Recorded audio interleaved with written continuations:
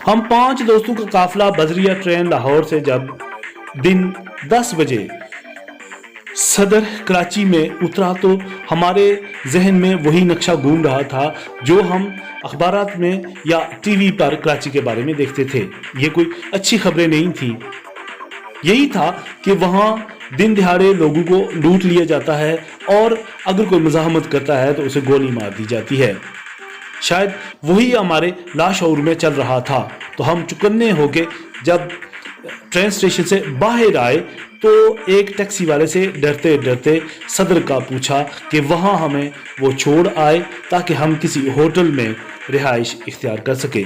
जो ही होटल में पहुँचे तो हमें बिल्कुल हर तरफ हालात नॉर्मल ही लगे। हमारे जैसे ही लोग थे और हमारी तरह ही वो अपने काम काज में मसरूफ़ थे। होटल में थोड़ी देर काम किया, उसके बाद दोस्तों ने कहा रिक्शा लेकर क्लिफ्टन की तरफ निकलते हैं। तो ये सदर से हम जब क्लिफ्टन की तरफ रवाना हुए तो फिर भी हालात वैसे ही थे जैसे हम लाहौर में छोड़ के आए थे। बड़ी बड़ी इमारतें और चौड़ी सड़कें और कहीं कहीं गंदगी तो थी, लेकिन ज़्यादातर हमें ये शहर साफ ही लगा। और ये ट्विन टावर्स के बारे में बताया जाता है कि ये मलिक रियाज तैयार कर रहे हैं और ये दुनिया के बुलंद तरीन टावर्स में से एक होंगे।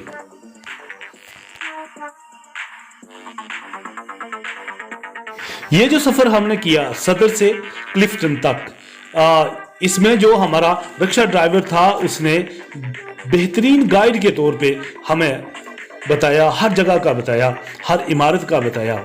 ये अब्दुल्ला शाह गाजी दरबार है जिसके बारे में हम किताबों में पढ़ते रहे हैं।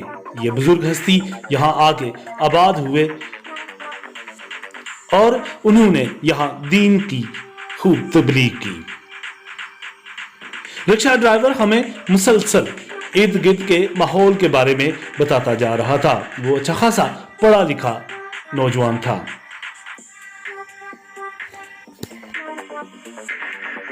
कराची किसी भी इंटरनेशनल शहर से कम नहीं है, लेकिन जो ही यहाँ की एक रवायती बस जो मुख्तलिफ रूट्स पे चलती है वो नज़र आती है, रिक्शे और मोटरसाइकिलें नज़र आती हैं, तो तब पता चलता है कि हम पाकिस्तान में ही हैं, हम लंदन, न्यूयॉर्क या दुबई में नहीं।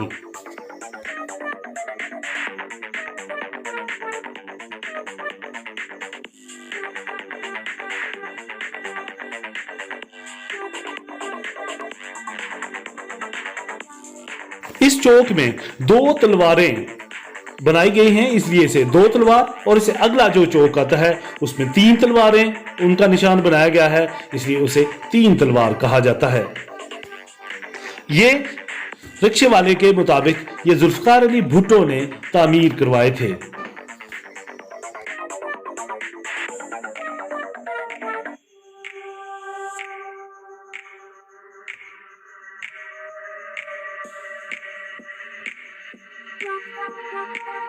अब तक के सफर में हमने ट्रैफिक रवां दवां ही देखी है।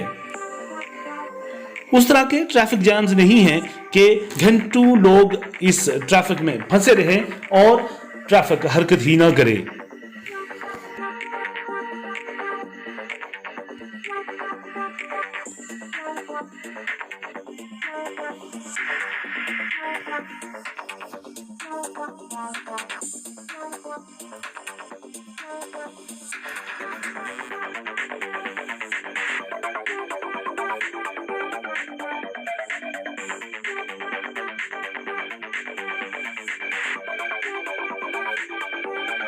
कराची को किसी जमाने में गरीब की मां कहा जाता था।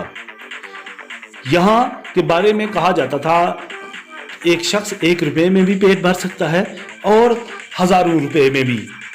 हर तरह का शख्स यहाँ गुजारा कर सकता है। पूरे पाकिस्तान से लोग यहाँ मेहनत मजदूरी के लिए आते थे और अपना पेट पालते थे। और कई लोग जो बिल्कुल बेआसरा अपने घरों से यहाँ इस शहर में वारिद हुए थे तो करोड़पति और अरबपति बनकर निकले।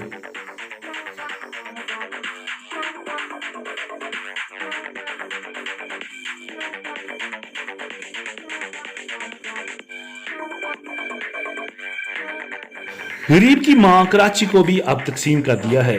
अमीरों ने अपने लिए अलग कराची और अलग समंदर बसा लिया है, जहां जदीद तरीन सहूलियात हैं, साफ सुथरा साहिल है, जबकि गरीबों के लिए गंदा मंदा कराची छोड़ दिया गया है, जहां मछली की बदबू है और दीगर गंदगी है, और वहां जो तफरीह के लिए जो कश्तियां हैं वो भी साफ सुथरी नहीं हैं, लेकिन फिर भी लोग गुजारा कर रहे हैं। अगर अमन यहाँ इसी तरह रहे तो ये शहर पूरे पाकिस्तान को बहुत ज़्यादा तरक्की दिला सकता है।